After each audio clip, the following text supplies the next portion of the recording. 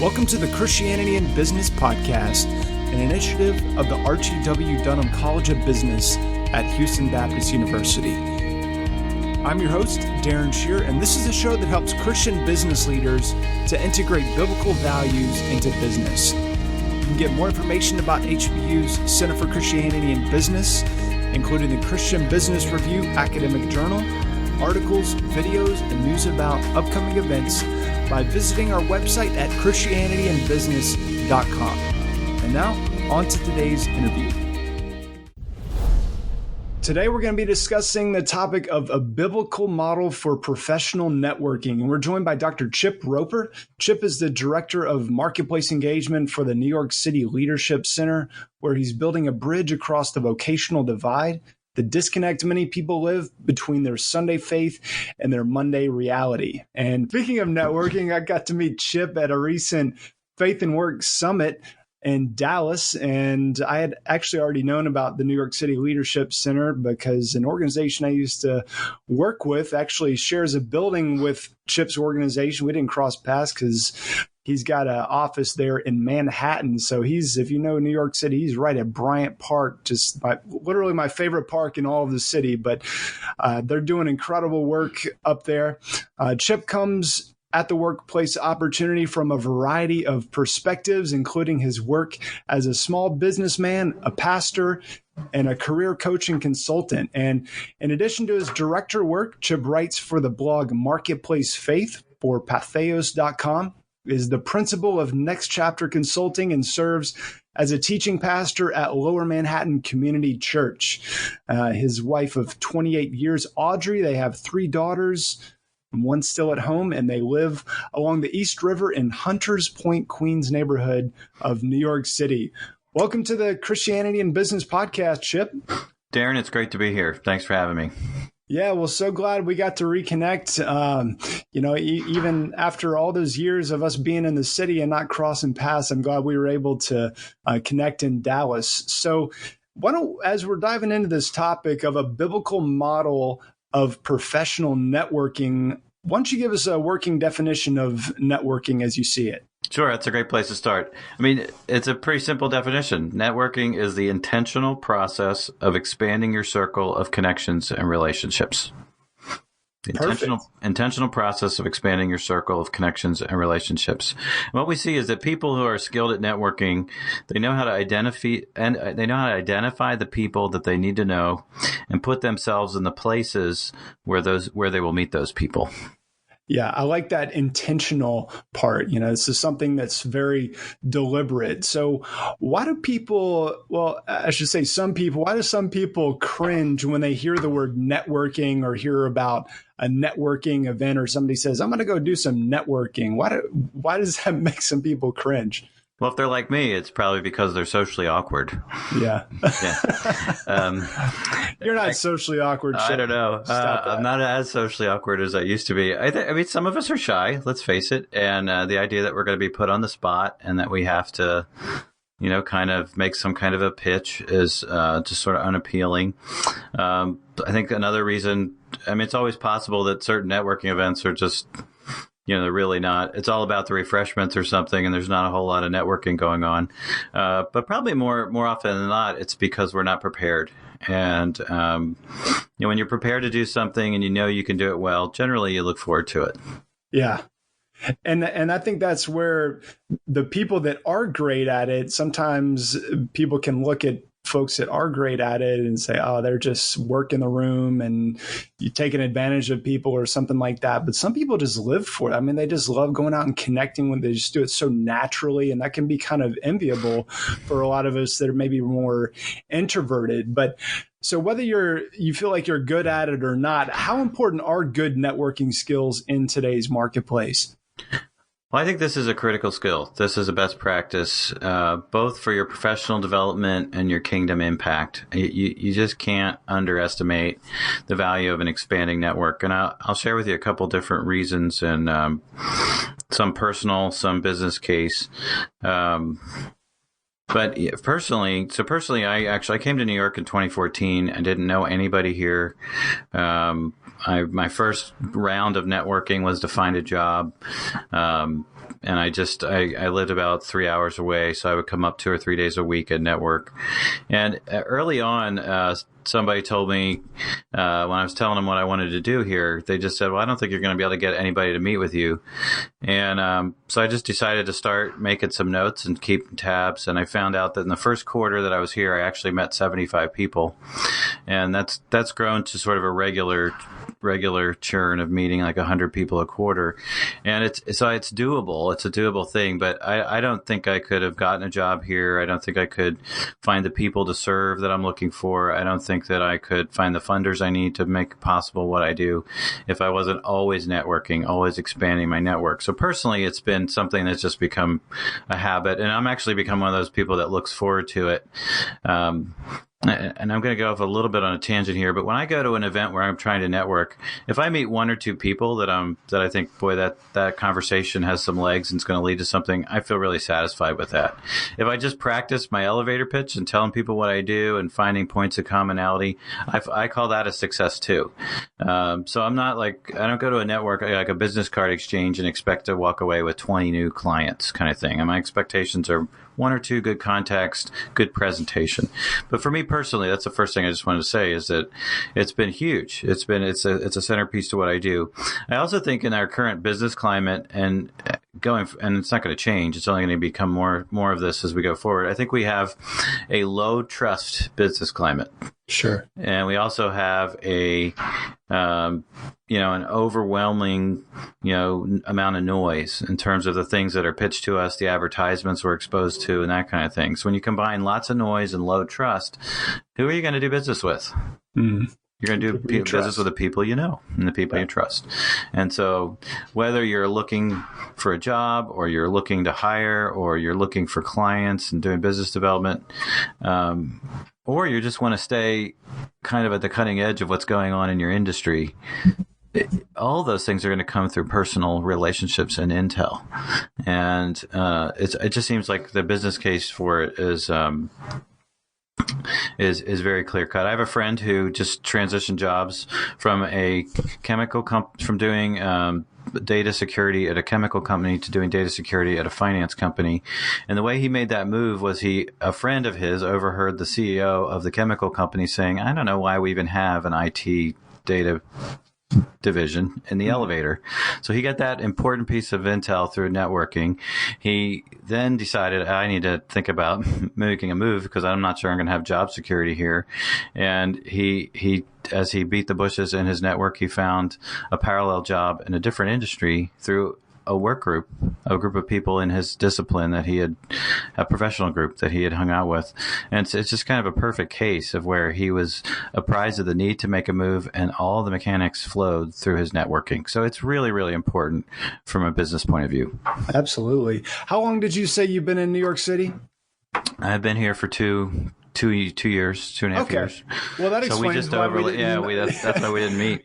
Yep. I left right before you came. So and one of the reasons I asked about that is because New York City is a very interesting place when it comes to networking, because I found that the people tend to be very transactional, or at least I should say the people, but the culture there is very transactional. And so whereas you might be in kind of a suburban part of the country where going into a networking event and kind of being a little bit pitchy can come off in totally the wrong way. In New York City, it's very much part of the culture.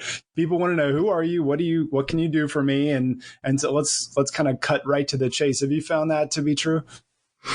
Yeah, I definitely think it's true. You need to have a very tight bullet point summary of who you are and what you do. And there's times once either if you aren't able to do that, or you talk in paragraphs instead of bullet points, or if your bullet points don't really connect with the person you talk to, sometimes they're scanning the room, when you're halfway through your introduction. So there's definitely some of that. On the other hand, it forces you to be really, really, really clear about who you are, what you're about, and what you're looking for. Yeah. And I think that in some ways that's refreshing. You're not going to have a 20-minute conversation with somebody for the most part and beat around the bush. Like, that just doesn't happen. Well, you've studied the Bible from this perspective. What are some biblical examples of networking done well in the Bible? Oh, this is a great question, because it's something that we're not even sure would even apply to networking, but it actually does.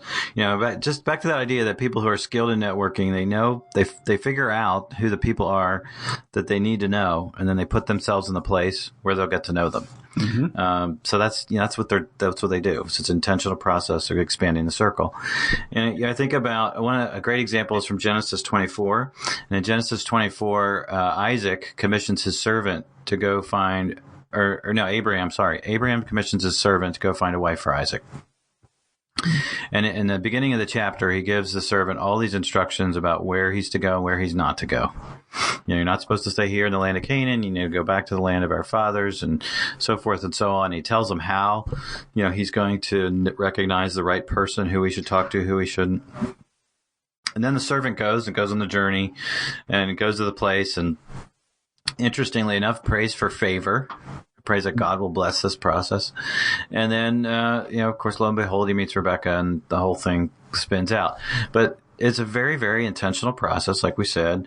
He has a focus in terms of the kind of person he's needs to go after. Then he acts on that focus and intention. I mean, it's very, very strategic what he does. And, it ends in a connection and celebration. It's really pretty textbook case. Couple other, examples of Jesus and John chapter 4 and the woman at the well. He clearly was intentional about being there. He was there in Samaria, which is Jews didn't go there. He talked to a woman. Men didn't talk to women. He was there at the middle of the day. And, if you're accepted in the polite society of village culture in that era, you would not be going to the well at the middle of the day. The only reason she was at the well in the middle of the day during the heat of the day was because she was an outcast. And so he was very, very specific. It was all very intentional. He's in the place where he's going to meet the person he wants to meet. And, and then she's the one that brings her whole village to Christ, literally and spiritually. And so it's a very, very intentional process. And just one final example would be the Apostle Paul's strategy as he started churches around the Roman world. First of all, he always went to cities. He didn't go to the country, because cities were where more people were concentrated, and cultural influence flows from cities outward, not from the country inward. And so he always went to cities. He always went to places where people were showing some kind of spiritual interest. Sometimes that was a synagogue. Sometimes that was a place of prayer. Sometimes it was, the marketplace in Athens. But it was always very purposeful about where he went. And he found people who were spiritually seeking, and he explained Christ to them. And so that's another example. I'm sure we could find some others, but those are three, from both the Old Testament and the New Testament, that just illustrate that this is a very common biblical practice. And I kind of boil it down to four things. There's a sense of intentionality. There's that leads to a focus area or space, and then there's you act on that combination of an intention and a focus, and then there's some kind of connection and celebration at the end. It flows towards that. Yeah. And even just meeting each other and comparing notes, and that's fun. There's a joy factor in making those kind of connections when they're good. Yeah. I know there's kind of a buzzword out there now, serendipitous.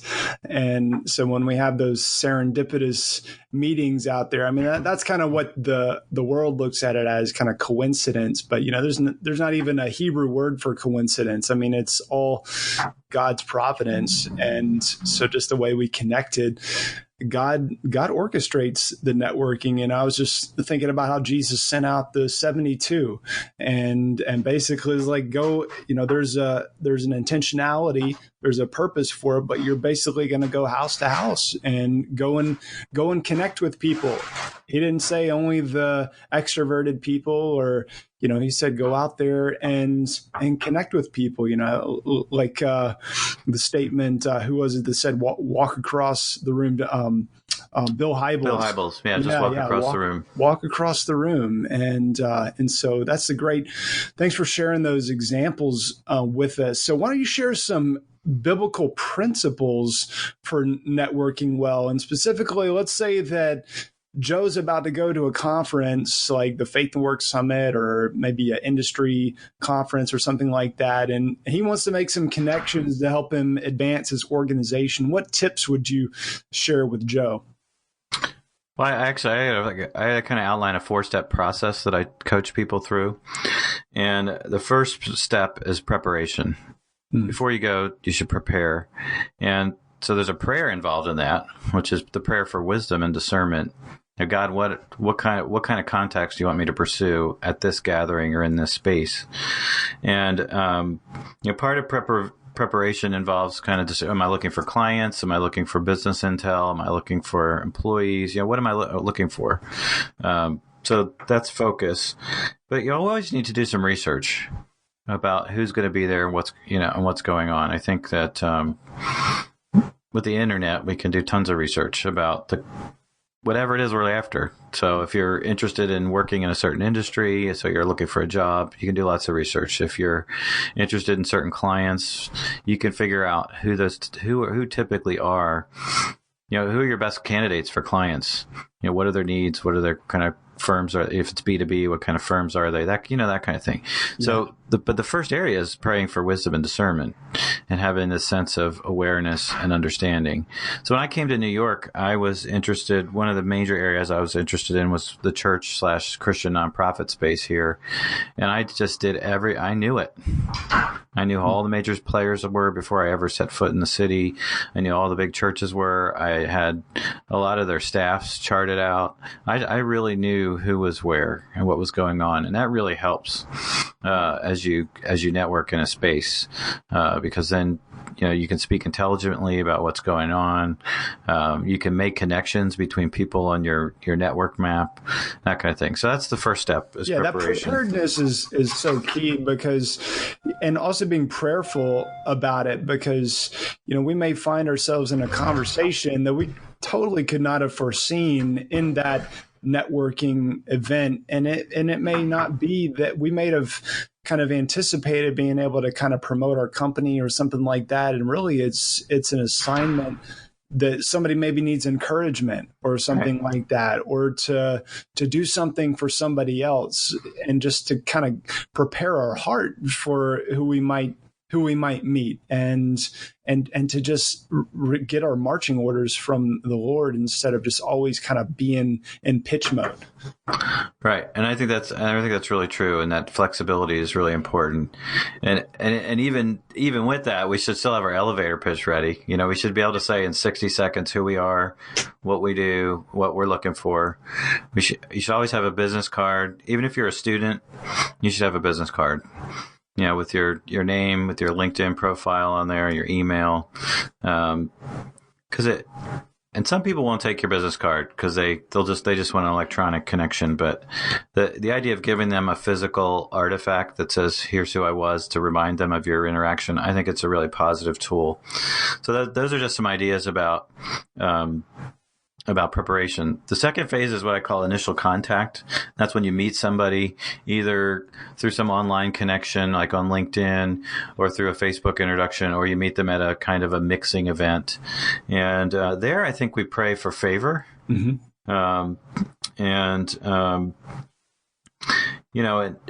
That's where we're just making an initial contact with people. We want to be able to have some sort of be prepared with some sort of a follow-up ask. Even if you think, even in that setting, but especially when we get to sit down with people, which is phase 3. But one of the underlying things that I think we should be really dialed into, and you hinted at it in what you just said, is the idea that we're not just there to get something, mm-hmm. that we're there to love our neighbor. And these are new neighbors. Yeah. And we don't know what that's going to entail.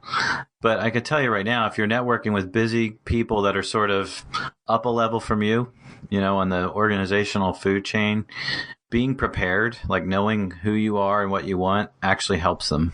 Yeah. forcing them to kind of help you figure out what you're trying to say is not really loving your neighbor. Right. And we don't usually look at it that way. We just think, well, this is a business skill you should have.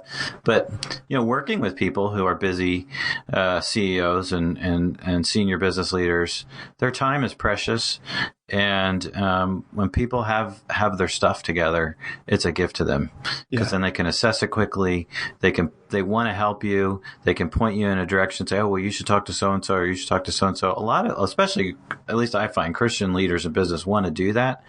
But we sometimes make it hard on them because we're not prepared. So, the initial contact phase, though, is to pray for those favor and those openings. Something else you've mentioned, Darren, is just the idea of this is hard for introverts, and it is. And I always test extroverted, so everybody's going to discount everything else I say from here on. But I actually don't like cocktail parties. I don't like meeting people cold. That doesn't, even though I like to talk with people, that's just a whole sort of scenario that doesn't really work that well for me. And one of the things that I found that does work well for me is introductions.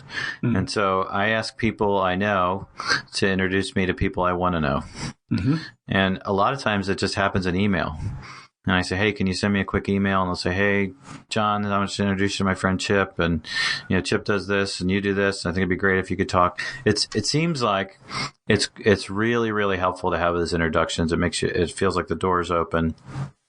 And it's a way for those of us who are a little more on the shy side to get those intros. Another thing is just to go to structured environments. You're talking about networking events that make us cringe, but sometimes they aren't going to lead you to any context. They just force you to do an elevator pitch, force you to introduce yourself, force you to practice giving your business card, and it really helps you loosen up a little bit and feel comfortable with it. So those are all things in the kind of making initial contact phase.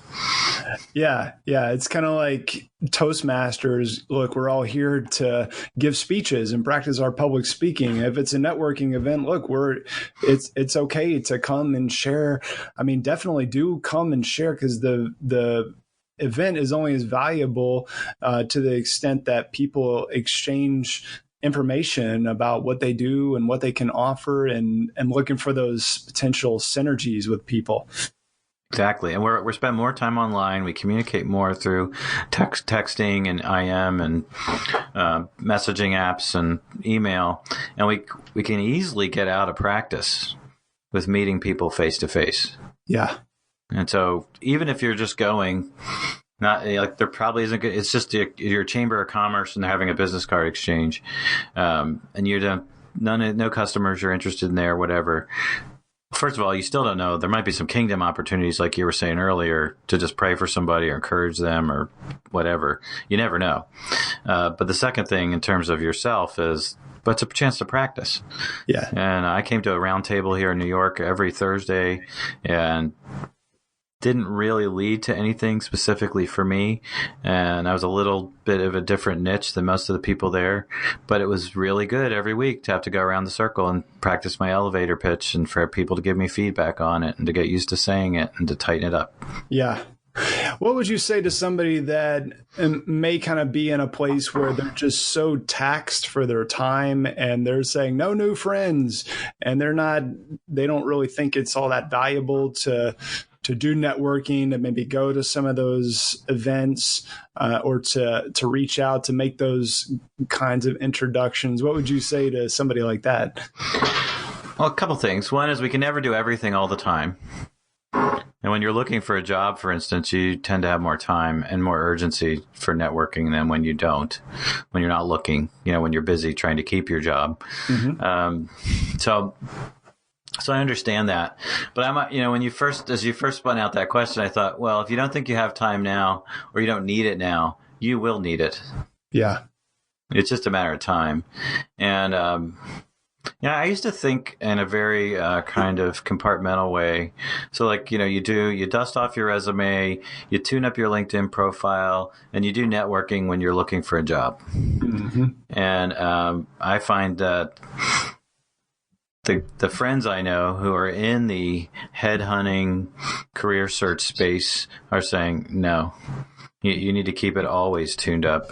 And And you kind of do, because you just don't know what's going to, I think the business climate, especially when you drill down into a specific company or a firm, things change all the time, and companies get bought, and, new management comes in. It's perpetual whitewater, as we say. So you're going to probably need it. Yeah. And even if you're a quiet, work at your screen kind of techie kind of person, still at the end of the day, you're more likely to get hired by somebody. In fact, 85% of jobs are filled through networking. Yeah. They're not filled by people filling out applications online. I was just thinking about the difference between these two guys that Jesus talked about. The one who built the bigger barns, and basically his mindset was, I'm just going to store it up and not worry about anybody else and just kind of take care of myself. And so you got that guy, and then of course he had that rude awakening when his life was demanded from him, and then you've got the unrighteous steward, the guy that marked down all of the those who were indebted to his master, so that he would have friends in eternity. And I think Jesus is saying, don't be like that hoarder that you think you're all safe and secure. You don't need people. You don't need more relationships or to meet new people and that kind of thing. But the right mindset is probably to have more of that steward that Jesus, the master said he was shrewd. And so there's a certain shrewdness about networking and about ingratiating ourselves with other people. I would say, if I think that's really good. I wrote that down just now, actually, as another biblical example of networking. And I think that to that person that thinks I don't have time, well, maybe, it's just, you don't necessarily need to go to that sort of general sort of chamber of commerce-y type of networking business card exchange. But maybe there's like an industry association or an industry conference, or something that's much more specific, that's related to your discipline, and you need to go to that, and you need to build a little, and that's a little bit more for inside intel on what's going on. It's a little bit more about skills development, but many of us we get to the point where we can really learn a lot from our peers, and we can help them learn a lot too. So it's not always about making the next sale or getting the next job. It's about garnering the next insight. That's right. Well, Chip, this has been fantastic. Why don't you tell us a bit more about the New York Leadership Center and where people can connect with you? Yeah, well, great. So the Leadership Center, what we do is we connect leaders and we train leaders so they'll be more effective in seeing the gospel impact cities. And my specific area of responsibility is called the Marketplace Initiative. And so what I do is I equip people to live with a robust sense of calling in their daily work. And you have to turn their daily grind into a spiritual adventure. And I do that directly, and I do it indirectly. So directly, I teach and I coach and I train and I do workshops, and I organize a career change workshop here in the city and a number of other things. And then I do it indirectly by working with pastors and helping pastors understand the world of work and how they can equip their people for the space where most of their congregants are going to spend most of their time, which is on the job. So that's kind of what I do. I think the best place to connect with me would either be on LinkedIn, Dr. Chip Roper, or if you go to Patheos, you can also subscribe to my blog, and the blog is called Marketplace Faith at patheos.com. Beautiful. And so, there's Twitter at drchiproper.com as well, which we'll have that all linked up. But you can send all that stuff out. But that's what we do, and networking is a huge part of it. In fact, networking really determines what we're capable of doing. There's a direct correlation. We're only as good as our network. Well said. Well, that is a fantastic parting piece of advice, and I love the statement about what you guys are doing, turning your daily grind into a spiritual adventure. That's what it's all about. Beautiful thing. Well, Chip, thank you for sharing your time, wisdom, and expertise with us. And may God continue to bless everything you put your hand, everything you put your mind to there with the New York Leadership Center, your consulting practice, and beyond. Awesome, Darren. Pleasure to be with you. We hope you've enjoyed this episode, and if so, we would greatly appreciate it if you'd leave us a quick rating and review for the Christianity in Business podcast on iTunes. You can get more information about HBU's Center for Christianity and Business at christianityandbusiness.com. Thanks for listening, and keep integrating biblical values into your business.